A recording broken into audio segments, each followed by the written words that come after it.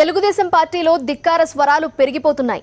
అధినాయకత్వంపైనే నేతలు బాహాటంగా విమర్శలు గుప్పిస్తున్నారు. అధినేత పంపిన దూతల సాక్షిగా అధ్యక్షుని బేఖాతరు చేస్తున్నారు. ఒకరి తర్వాత ఒకరుగా నిరసన ధ్వనులు వినిపిస్తున్నారు. ఈ ధిక్కారం దేనికి సంకేతమో అర్థం కాక అధినేతల వారు ఆలోచనలో పడ్డారు. ఒకరిద్దరిపైనైనా చర్యలు తీసుకోకపోతే ధిక్కార జ్వరం పార్టీ అంతటా వ్యాపిస్తుందేమోనని నాయకత్వం భయపడుతోంది. అందుకే అందరూ సంయమనంతో ఉండాల్సిందిగా నూరిపోస్తున్నారు. అల్లరి చేయకండి అంటూ మంచి మాటలు చెప్తున్నారు. దీనిపైనే ఇవాల్టి మ్యాగజైన్ స్టోరీ. ఆయారావులు గారిని కేంద్రంగా మాత్రం మంచి పద్ధతి కాదు.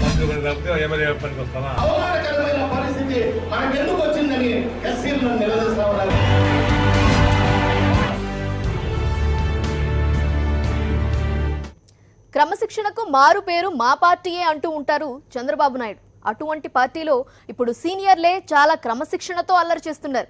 పార్టీ అధినేత వ్యవహార శైలిపై వారు చాలా సౌమ్యంగా అభ్యంతరాలు వ్యక్తం చేస్తున్నారు. మనస్ఫూర్తిగా అసంతృప్తి వెలుబుచ్చుతున్నారు. మన పార్టీలోనే ఇంతటి క్రమశిక్షణ రాహిత్యమా అని చంద్రబాబు నాయుడే ఆశ్చర్యపోతున్నారు. ఇలా ఎందుకు జరుగుతోందా అని ఆరా తీస్తున్నారు. తెలుగుదేశం పార్టీలో చంద్రబాబు నాయుడు కన్నా బాగా సీనియర్ నేత గోరంట్ల బుచ్చయ్య చౌదరి. తూర్పుగోదావరి జిల్లా రాజమండ్రికి చెందిన బుచ్చయ్య చౌదరి తెలుగుదేశం పార్టీ ఆవిర్భావం నుంచి పార్టీలో ఉన్నారు. పార్టీ వ్యవస్థాపకుడు నందమూరి తారక రామారావుకు అత్యంత విశ్వాసపాత్రుడు. రాజకీయాల్లో చాలా హుందాగా వ్యవహరిస్తారనే పేరు కూడా ఉంది. ఉభయ గోదావరి జిల్లాల్లో తెలుగుదేశం పార్టీని బలోపేతం చేయడంలో బుచ్చయ్య చౌదరి పాత్ర కీలకమైనదే అంటారు పార్టీలోని పాత కాపులు. అలాంటి బుచ్చయ్య చౌదరి పార్టీ నడుపుతున్న తీరుపై చాలా అసహనం వ్యక్తం చేశారు. పార్టీ ఎక్కడికి పోతుందని కుతకుతలాడిపోయారు. ఎన్టీఆర్ స్థాపించిన పార్టీయేనా ఇదే అని ఒకటికి 2 సార్లు గిల్లుకుని పరీక్షించుకున్నారు. పార్టీలో చోటు చేసుకుంటున్న పరిణామాల పట్ల ఆయన తీవ్ర అసంతృప్తి, ఆగ్రహం వ్యక్తం చేశారు. ఈ రోజున జరుగుతున్న పరిణామాలు బాధాకరంగా ఉన్నాయి. ఇవాళ పార్టీ సిద్ధాంతాలకు భిన్నంగా వెళ్తోంది. ఎన్టీ రామారావు గారు ఏ ఆత్మాభిమానంతో పార్టీ పెట్టారో, ఈ తెలుగుదేశం పార్టీ అందరిది అన్న భావనలో మనం వెళ్ళాము. దానికి భిన్నంగా ఆయారాములకి గయారాములకి కేంద్రంగా మారటం చాలా బాధాకరం. ఇవాళ పదవులు అనుభవించిన వాళ్ళు, అవకాశాలు అందిపుచ్చుకున్న వాళ్ళు బయటకు వెళ్ళిపోయి ఇతర పార్టీల్లో ఉండి మరలా వచ్చి ఇక్కడ పదవులు అనుభవిస్తూ ఉన్నారు. ఎవరైతే పార్టీ కోసం జెండా మోసి కష్టపడ్డారో అనేక మంది కార్యకర్తలు, నాయకులు బలిపశువులుగా మారుతూ ఉన్నారు. ఇది నన్ను ఇబ్బందులకు గురి చేస్తూ ఉంది. ఒకటి, నేను ప్రధాన కార్యదర్శిగా అనేక జిల్లాలకు వెళ్తున్నాం. వాళ్ళ మనోభావాలను చూస్తూ ఉన్నాను. ఎవరైతే పార్టీ ఫిరాయింపుదారులు వచ్చారో అక్కడ ఏ విధంగా నాయకులు, కార్యకర్తలు ఇబ్బందులు పడుతున్నారో చూస్తూ ఉన్నాం. ఇవాళ ఎవరైతే పార్టీని అనుభవించి బయటకు వెళ్ళారో వాళ్ళు మళ్ళా వచ్చి ఇవాళ అక్కడున్న కార్యకర్తలకు ఇబ్బంది పెట్టే పరిస్థితి వస్తూ ఉంది. ఇది చాలా ఇబ్బందికరం. ఇవాళ నిన్నటిదాకా ఎన్నికల్లో అవతల పార్టీ తరఫున పోటీ చేసి ఓడించమని తిరిగిన వాళ్ళందరూ క్యాబినెట్ ర్యాంకులు ఇచ్చి ఇక్కడ కష్టపడిన వాళ్ళందరూ వదిలేసి వాళ్ళు మాత్రం కార్లు వేసుకొని తిరుగుతూ ఉంటారు. ఇక్కడ పార్టీ కష్టపడిన వాళ్ళేమో రోడ్లు పాలవుతూ ఉంటారు. ఇది సరైన విధానం కాదు. బుచ్చయ్య చౌదరి కోపానికి కావలసినంత కారణం ఉండనే ఉంది. తెలుగుదేశం పార్టీ ఆవిర్భావం నుంచి పార్టీ జెండాలు మోసిన వారిని పక్కన పెట్టేస్తున్న పార్టీ అధినేత చంద్రబాబు నాయుడు గతంలో టీడీపీ నేతలపై కేసులు బనాయించి, టీడీపీపై విమర్శలు గుప్పించి, నానా రకాలుగా తిట్టిపోసిన వారిని పార్టీలో చేర్చుకుని వారిని అందలాలెక్కిస్తున్నారని బుచ్చయ్య చౌదరి మండిపడుతున్నారు. మొన్నటి మంత్రివర్గ విస్తరణలో బుచ్చయ్య చౌదరిని పక్కన పెట్టేశారు చంద్రబాబు నాయుడు. ఇప్పుడే కాదు, 2014 ఎన్నికల్లోనూ బుచ్చయ్య చౌదరి సొంత నియోజకవర్గమైన రాజమండ్రిని కాదని బుచ్చయ్య చౌదరికి రూరల్ నియోజకవర్గాన్ని కేటాయించిన చంద్రబాబు నాయుడు బీఫారాన్ని సైతం చివరి నిమిషం దాకా ఇవ్వకుండా దోబూతులాడారు. బుచ్చయ్య ఏళ్ల తరబడి అభివృద్ధి చేసిన రాజమండ్రి నియోజకవర్గాన్ని చంద్రబాబు నాయుడు బీజేపీకి రాసిచ్చేశారు. అప్పుడు త్యాగాలు చేసి అవమానాలు భరించినా ఇప్పుడు కనీసం తనకి గుర్తింపు కూడా లేకపోవడం బుచ్చయ్య చౌదరి వంటి సీనియర్ నేతకు సహజంగానే మంట పుట్టిస్తుంది. ఎవరెవరో నిన్న తిట్టిన వాళ్ళు, పార్టీని విమర్శించిన వాళ్ళకి క్యాబినెట్ ర్యాంకులు, సలహాదారులుగా అక్కడ ఊరేగుతూ ఉంటే ఇవాళ పార్టీలో ఎవరు పనికిరారా? వెన్నుపోసలేదా ఈ పార్టీకి? దన్ను లేదా? మనకి వీళ్ళందరూ లేకుండానే మన అధికారంలోకి రాలేదా? మళ్ళీ వీళ్ళందరూ వస్తేనే అధికారంలోకి వస్తామా? ఓకే, సామాజిక ఈక్వేషన్ తప్పదు. క్యాబినెట్లో సామాజిక ఈక్వేషన్లు కానీ అనేక జిల్లాలను అనుసంధానించడం మేమే తప్పుపట్టలా. కానీ ఈ రోజున ఈ ఫిరాయింపుదారుల వల్ల పోవచ్చు, రావచ్చు, ఎవడైనా పోవచ్చు, ఎవడైనా రావచ్చు, మళ్ళీ ఇక్కడ అందరం సీట్ రెడీగా ఉంటుందనే భావన ఇది నష్టం కలిగిస్తూ ఉంది. ప్రజలు ఏమనుకుంటున్నారు? ప్రజల భావనలు ఏంటి కూడా మనం ఆలోచన చేయాల్సిన అవసరం ఉంది. I'm very sorry this type of active. నేను రాజకీయ వ్యాపారిని కాదు, నేను ఏనాడు మచ్చ తెచ్చుకోలేదు. ఒక చిన్న లాభం కూడా ప్రభుత్వం వల్ల పార్టీ వల్ల నేను పొందలేదు. మొన్న కూడా నా సీటుని మరొకరికి ఇవ్వటం, ఏ పార్టీనైతే ఇక్కడ నుంచే ఉభయ జిల్లాలకి నేను పాకించానో, ఉభయ జిల్లాలకి కేంద్రంగా చేశానో, ఆ కేంద్రాన్ని బీజేపీకి కట్టబెట్టిన రోజు కూడా నేను తల వంచుకొని అవతల నియోజకవర్గంలో పోటీ చేశాను. ఆఖరి నిమిషంలో దేనికి పోటీ చేయాల్సి వచ్చింది అంటే అన్ని అవమానాలు భరించాం. ఇక్కడ బుచ్చయ్య చౌదరి హారతి కర్పూరంలా మండిపోతున్న సమయంలోనే చంద్రబాబు నాయుడు సొంత జిల్లా చిత్తూరులో శ్రీకాళహస్తి ఎమ్మెల్యే సీనియర్ నేత బొజ్జల గోపాలకృష్ణారెడ్డి అగ్గి మీద ఫైర్ అయ్యారు. ఎందుకంటే మంత్రిగా ఉన్న బొజ్జలను ముఖ్యమంత్రి చంద్రబాబు నాయుడు పక్కన పెట్టేశారు. బొజ్జల ఆరోగ్యం అంతంత మాత్రంగా ఉండటం వల్లనే మంత్రి పదవి నుంచి తప్పించారని చంద్రబాబు నాయుడికి అనుకూల మీడియా ద్వారా ప్రచారం చేయించారు. ఇది బొజ్జలకు ఒళ్ళు మండేలా చేసింది. మంత్రి పదవికి సరిపోని తన ఆరోగ్యం ఎమ్మెల్యే పదవికి మాత్రం ఎలా సరిపోతుందని బొజ్జల నిలదీశారు. ఎమ్మెల్యే పదవి కూడా వద్దులే అని రాజీనామా చేశారు. ఈ సమయంలో బొజ్జలను బుజ్జగించడానికి చంద్రబాబు నాయుడు సీనియర్ మంత్రులను పంపారు. వారిపై బొజ్జల కుటుంబ సభ్యులు ఫైర్ అయ్యారని కరుణ పిశాచుల భోగట్ట. మొదటి ప్రయత్నం ఫలించకపోయినా తర్వాత చంద్రబాబు నాయుడు బొజ్జల రాజీనామా ఉపసంహరించుకునేలా చేయడానికి తన ప్రయత్నాలు తాను చేసుకుపోయారు. అంతిమంగా బొజ్జలకు చంద్రబాబు వేరే హామీ ఏమన్నా ఇచ్చారో లేక ఏదన్నా వార్నింగ్ ఇచ్చారో తెలియదు కానీ మంత్రి పదవి రాని క్షణంలో తారాజువ్వలా లేచిన బొజ్జల ఆ తర్వాత తగ్గిపోయారు. చేసిన అల్లరిక చాలే అనుకున్నారు ఏమో కానీ రాజీనామా ఆలోచన వెనక్కి తీసుకున్నారు. ఈ విషయాన్ని మీడియాకు చెప్పడానికి కూడా బొజ్జల చాలా ఇబ్బంది పడ్డారు పాపం. ఏమవుతుందంటే ఏదో మసాలా ఉంటుంది, మసాలా ఏంటంటే తెలుగుదేశం పార్టీ పెడతామని చెప్పని చూస్తున్నారు. అది చెప్పే పరిస్థితి లేము మేము. అదేవిధంగా ఎమ్మెల్యేగా రాజీనామా పెడతారు, పెట్టిరే ఎందుకు పెట్టారని అనుకుంటారు. వాస్తవంగా అయితే మాత్రం నేను పొరపాటు వాస్తవమే. ప్రజలంతా అడిగి రాజీనామా పెట్టాలా, ఆ కోపం పెట్టాను. నేను ఎమ్మెల్యే మంత్రి పని కాకపోతే ఎమ్మెల్యే పనికి వస్తానా అని పెట్టిన మాట వాస్తవమే, అంతేగాని వేరే కాదు. గుంటూరు, కృష్ణా జిల్లాల్లోనూ మంత్రి పదవులు రాని పాత కాపులు పార్టీ నాయకుని వైఖరిపై కుత ఉడికారు.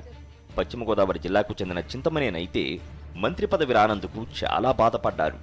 పార్టీ నాయకుని మెప్పు కోసం తాను ఎన్ని పనులు చేసినా లాభం లేకపోవడంతో ఆయన చాలా నిరుత్సాహపడ్డారు. పార్టీ పదవికి రాజీనామా చేసిన చింతమనేని అవసరమైతే సొంత పార్టీ పెడతానని కోపంగా అన్నారు. మీకు ముఖ్యంగా చెప్పుకునేది, నేను శాసనసభ్యుడిగా ఈరోజు మీ డబ్బులతో గెలిచాను, మీ ఓట్లతో గెలిచాను, మీ ఆస్తుల ముగ్గురు నన్ను గెలబెట్టారు. కానీ ఇవి ఉన్నటువంటి ఈ రాజకీయ సమీకరణాల దృష్ట్యా శాసనసభ్యుడిగా కొనసాగుదామని అనుకోవటం లేదు. గౌరవ ముఖ్యమంత్రి గారిని, రాష్ట్ర పార్టీ అధ్యక్షుల వారికి తెలియపరిచి నా రాజీనామా లేఖని ఆయనకే స్వయంగా ఇద్దామని అనుకుంటున్నాను. మనకి పదవి రాలేదు కదా అని, మనకేదో గౌరవం తగ్గిపోయిందని మీరెవరో ఆందోళన చెందాల్సినటువంటి అవసరం లేదు. నేను వేరే ఇంకొకరి దగ్గరికి వెళ్ళిపోయి ఇంకొకరి దగ్గరతో మాట్లాడుకుని నాకు మీకు చెడ్డ పేరు కానీ మచ్చ కానీ తీసుకురాను. అవసరమైతే కొత్త పార్టీనే స్థాపిస్తాను తప్ప లేదు.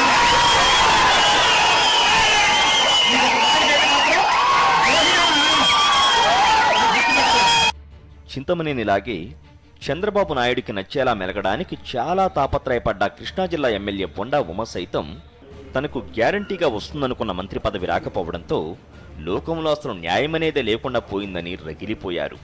బొండా అసలే ఈ బాధలో ఉంటే చంద్రబాబు నాయుడు బొండాని పిలిచి మొదటిసారి ఎమ్మెల్యే అయ్యావు, అప్పుడే నీకు మంత్రి పదవి కావలసి వచ్చిందా అని చీవాట్లు పెట్టారట.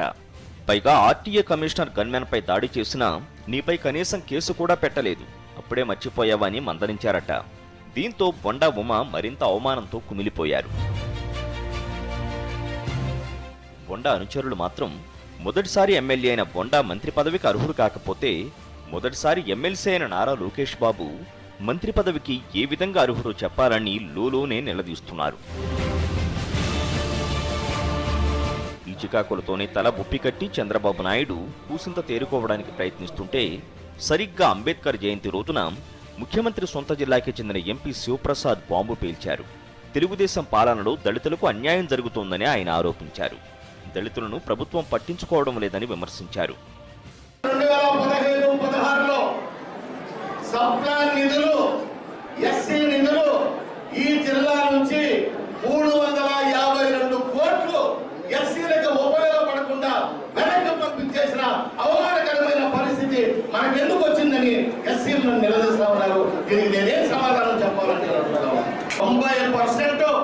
నేను మేనిఫెస్టోలో చెప్పింది చేసేసినాను అని చెప్తున్నా. అంటే మిగిలిన 10% మా మాలా మాదిరిద్దా.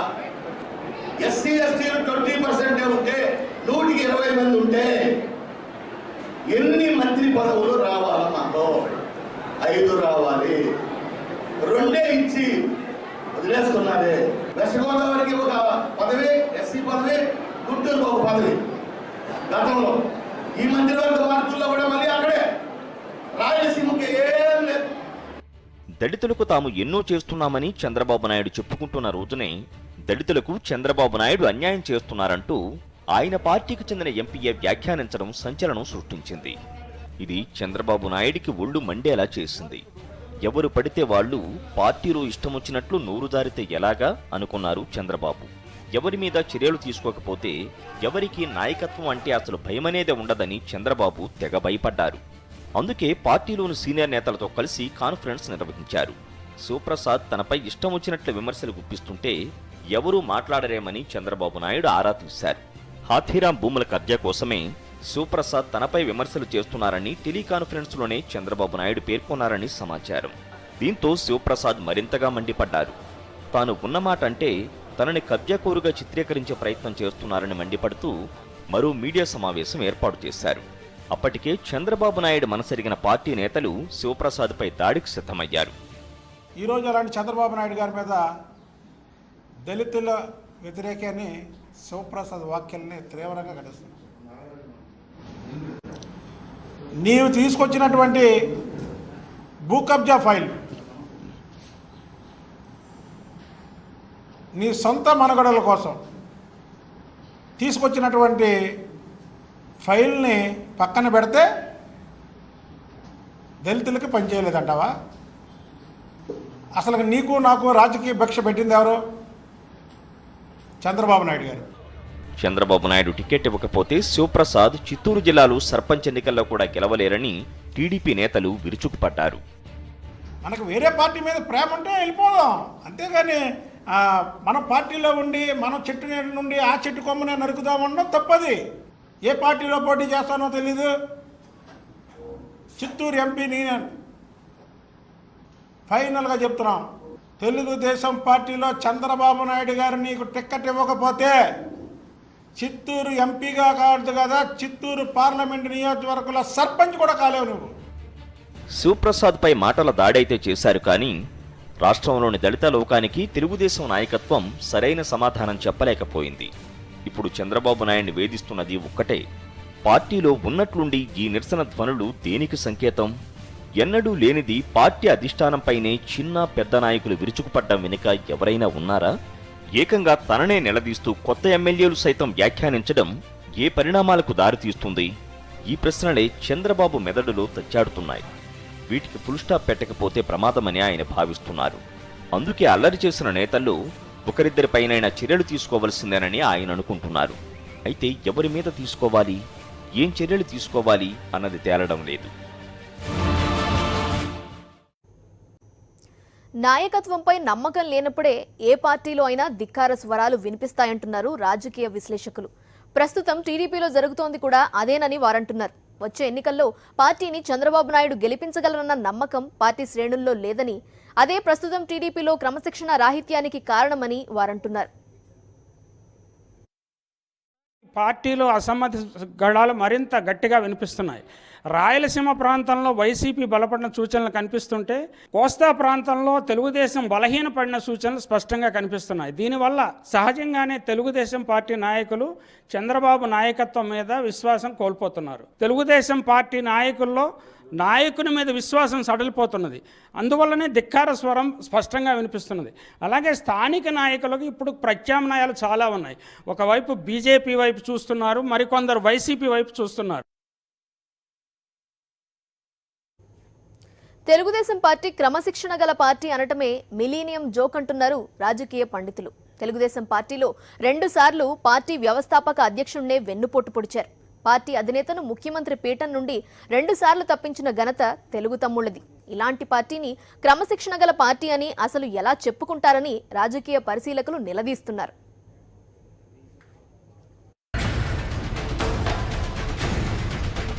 తెలుగుదేశం పార్టీ అధ్యక్షుడు చంద్రబాబు నాయుడు అంది వచ్చిన ప్రతి వేదికపైన తమది అత్యంత క్రమశిక్షణ గల పార్టీ అని చెప్పుకొస్తూ ఉంటారు. దీనిపై రాజకీయ పండితులు రకరకాల సెటైర్లు వేస్తున్నారు. అత్యంత క్రమశిక్షణ కలిగిన తెలుగుదేశం పార్టీ మొదటిసారి అధికారంలోకి వచ్చినప్పుడు ఏడాదికే పార్టీ అధ్యక్షుడు అప్పటి ముఖ్యమంత్రి నందమూరి తారక రామారావును వెన్నుపోటు పొడిచారు నాదెండ్ల భాస్కర్రావు. కాంగ్రెస్ పార్టీ అండదండలతో నాదెండ్ల నాడు ఈ వెన్నుపోటు పొడిచారు. చాలా క్రమశిక్షణతోనే ఆయన ఎన్టీఆర్ కుర్చీలో కూర్చుని నెల రోజుల పాటు సీఎం వైభోగాన్ని అనుభవించారు. 10 ఏళ్ల తర్వాత అదే క్రమశిక్షణ కలిగిన తెలుగుదేశం పార్టీ 1994లో తిరుగులేని విజయం సాధించి అధికారంలోకి వచ్చింది. ఎన్టీఆర్ తిరిగి సీఎం అయ్యారు.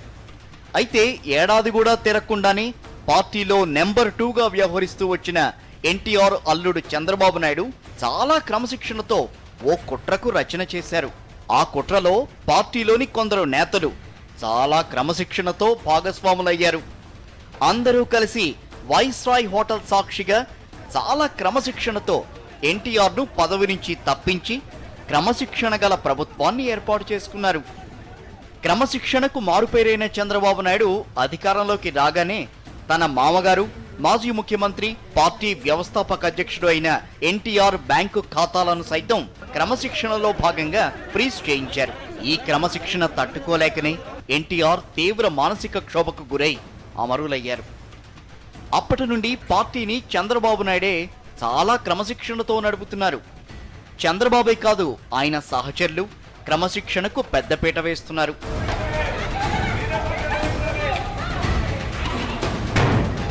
ప్రజాసేవ చేసుకుందామంటే కనీసం మంత్రి పదవి కూడా దక్కకపోవడంతో క్రమశిక్షణ గల కార్యకర్తగా గోరంట్ల బుచ్చయ్య చౌదరి పార్టీ పదవికి రాజీనామా చేశారు. తనకు పదవులు ముఖ్యం కాదని అన్నారనుకోండి, అది వేరే విషయం. నేను ఎందుకంటే ఆ పదవి ద్వారా న్యాయం చేసే పరిస్థితులు లేను. ప్రధాన కార్యదర్శి పదవి కొన్ని జిల్లాలకు బాధ్యత వహించేది, అక్కడికి వెళ్ళి సమాధానాలు చెప్పి సరి చేసే పరిస్థితుల్లో లేవు. చేసాం, ఎన్నాళ్ళు చేసాం. కొన్ని ఇబ్బందులు ఉన్నాయి. ఈ మారిన పరిణామాలు తీవ్రంగా ఉంటున్నాయి. అందువల్ల నేను వెళ్ళలేదు. అందువల్ల ఎమ్మెల్యే పదవి కూడా నాకు లెక్కలేదు కాదు. అది కూడా చెప్తున్నా. అవసరమైనప్పుడు ఏదైనా ఎమ్మెల్యే కూడా, ఎందుకంటే నాకు రాజకీయ వృత్తి కాదు. ఎమ్మెల్యే పదవులు నేను సంపాదించుకోవాలనో లేదు, అది సేవగానే భావించాను. పుచ్చలపల్లి సుందరయ్య గారి దగ్గర నుంచి, రామారావు గారి దగ్గర నుంచి నేను నేర్చుకుంది సేవ, అభివృద్ధి. మీరు చూశారు, పాత్రికేయ మిత్రులు మీరు చూశారు, రాజమహేంద్రలో కానీ రాష్ట్రంలో కానీ ఎప్పుడూ అభివృద్ధి గురించి మాట్లాడానే కానీ వ్యక్తిగతంగా నేను ఏది మాట్లాడలేదు కదా. వ్యాపారం గురించి మాట్లాడలేదు, నాకు సొంతంగా ఇది చేయండి అని నేను మాట్లాడలేదు. ఎప్పుడు కూడా పార్టీ గురించి 35 సంవత్సరాలు 36వ సంవత్సరంలోకి వచ్చాం. నా జీవితం అంతా సొగ జీవితం దానికే గడిచిపోయింది. మర్చిపోకండి. నన్ను ఏలేది చూపేవాడు లేడు. లేదా నువ్వు అవినీతి పడువానో, నువ్వు ఎడ్ చేసావానో, నువ్వు అక్రమాలు చేసేవానో నన్ను ప్రశ్నించేవాడు లేరు ఈ రాష్ట్రంలో. నేను ఒకటే చెప్తున్నా, అవసరమైతే ఎమ్మెల్యే పదవి కూడా నాకు లెక్కలేదు కాదు. నేను అవసరం లేదు, సిద్ధాంతాలు నచ్చలేదు అంటే సిద్ధాంతాలుగా వచ్చాను, సిద్ధాంతాల కోసం నిలబడతాను. ఇసుక అక్రమ తవ్వకాలతో 4 రాళ్లు వెనకేస్తూ ప్రజాసేవ చేసుకుంటూ ప్రజాసేవకు అడ్డొచ్చే అధికారులపై క్రమశిక్షణ కోసం చేయి చేసుకున్న చింతమనేని వంటి వారికి కూడా మంత్రి పదవి రాకపోవడంతో పాపం చింతమనేని అవసరమైతే క్రమశిక్షణతో ఓ కొత్త పార్టీ పెట్టుకుంటానని అన్నారు. క్రమశిక్షణకు మారుపైరైన బోండా ఉమ ప్రజాసేవ కోసం కాస్త మంకుపట్టు పట్టిన అధినేత పిలిచి చీవాట్లు పెట్టడంతో క్రమశిక్షణతో మౌనంగా ఉండిపోయారు. అయితే క్రమశిక్షణ గల పార్టీలో అసలు ఈ ధిక్కార స్వరాలేమిటా అని పార్టీ అధినేత చంద్రబాబు నాయుడు మాసేట సికాకు పడుతున్నారు. అల్లరి చేయకండి హే అని ఆయన అందరికీ క్రమశిక్షణగా వారిస్తున్నా కొందరు పట్టించుకోకపోవడంతో చంద్రబాబుకు కూసింత కోపంగానే ఉంది. ఒకరిద్దరిపై వేటేస్తే గాని అల్లరి గ్యాంగ్ క్రమశిక్షణ దారికి రాదని చంద్రబాబు నాయుడు భావిస్తున్నారని అమరావతి కోళ్లు అదే పనిగా కూస్తున్నాయి. ముందుగా శివప్రసాద్పై కొరడా ఝుళిపించాలని అధినేత ముచ్చట పడుతున్నట్టు సమాచారం. ధిక్కార స్వరం వినిపించిన వాడని మేము నోరు మూయిస్తాం, వాళ్ళ మీద చర్యలు తీసుకుంటాం, ఇవన్నీ కూడా ఉత్తర కుమార ప్రజ్ఞలాగా మిగిలిపోకూడదు. ఖచ్చితంగా యాక్షన్ తీసుకోవాలి. అంజయ్ గారు లాంటి వాడు అసమర్థుడైన ముఖ్యమంత్రి అని చెప్పి ఆయనకు పేరు కూడా ఇస్తారు. పాపం ఆయనంతటి వాడు, ఆయన నాదెండ్ల భాస్కరరావు గారు అంతటి సమర్థుల్ని తీసుకెళ్ళి పక్కన ఇలా పడేశాడు. చెన్నారెడ్డి గారు కూడా చేయడానికి సాహసించలేని పని అంజయ్ గారు చేశాడు. కాబట్టి గతంలో ఇలాంటి దృష్టాంతాలు ఉన్నాయి. మీరు పార్టీని కాపాడుకోవాలి, పార్టీలో క్రమశిక్షణ కాపాడుకోవాలని కనుక మీరు గట్టిగా నిర్ణయించి ఉంటే ఖచ్చితమైన నిర్ణయాలు తీసుకోవాలి, దాన్ని అమలు చేయాలి. అంతేగాని ఇలా ఊరికే బెదిరింపులు లేదా అంటారు చూస్తారా, వేలు పెట్టి బెదిరించి చెప్పడాలు, ఇలా జరిగితే మేము సహించేది లేదంటారు. ఇవన్నీ ఊరికే మీడియా వరకే పరిమితం అయిపోతాయి. పార్టీ కేడర్కి ఆ సంకేతాలు పోవు. కాబట్టి ఏదైనా క్రమశిక్షణ చర్యలు తీసుకుంటే అది పకడ్బందీగా ఉండాలి. చూసిన తర్వాత అమ్మో మనం కనుక ఈ గీటలు దాటామంటే వేటు తప్పదనే భయం ఉండాలి. కానీ ప్రస్తుతం ఆ భయం కనపట్లేదు. అయితే పార్టీలోని పాత నేతలు మాత్రం క్రమశిక్షణ గురించి ఇప్పుడు గొంతు చించుకోవడంలో అర్థం లేదనంటున్నారు. ఫిరాయింపు నేతలకు మంత్రి పదవులు కట్టబెట్టిన రోజునే పార్టీ నాయకత్వం క్రమశిక్షణకు విలువలకు తిలోదకాలు ఇచ్చేసింది అన్నది వారి వాదన. యథారాజా తథా ప్రజ అన్నట్టుగా నాయకత్వానికి లేని క్రమశిక్షణ కేవలం ఇతర నాయకులకు కార్యకర్తలకేనా అని రాజకీయ పండితులు సైతం ప్రశ్నిస్తున్నారు. ఎన్టీఆర్ను పార్టీలో ఎవరూ కూడా ధిక్కరించే సాహసం కూడా చేసేవారు కాదు. సింహం లాంటి ఆయన ముందు నిలబడ్డానికే నేతలు జంకేవారు.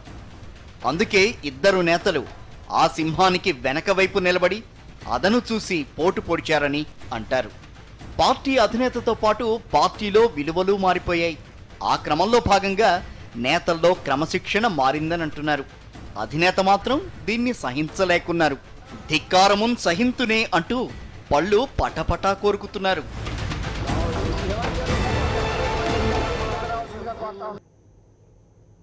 ఇది ఇవాల్టి మ్యాగజైన్ స్టోరీ. మరో ఇంట్రెస్టింగ్ టాపిక్ తో మరో బులెటిన్ లో కలుద్దాం. అంతవరకు స్టే ట్యూన్డ్.